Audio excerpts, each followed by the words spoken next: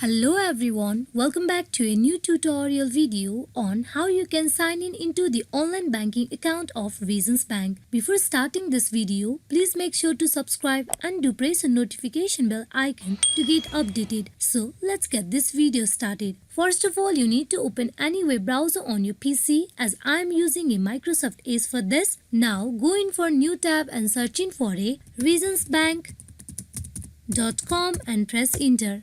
At the official webpage of Reasons Bank, there you can see the online banking login form page on right side of your screen. There you need to provide your online ID.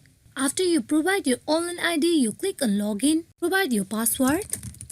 Then you click on login where you will get directly logged in into the online banking account of Reasons Bank. Just in case if you forgot your user ID or password for the online banking of Reasons Bank, you need to click on the link given, that is forgot online ID or password. Once you click on it, you will be redirected to the another page where you need to follow the further instruction that has been provided. Then you will be able to get your online ID or password. Hope this video is fruitful for you all on how you can get sign in into the online banking account of Reasons Bank. Thank you.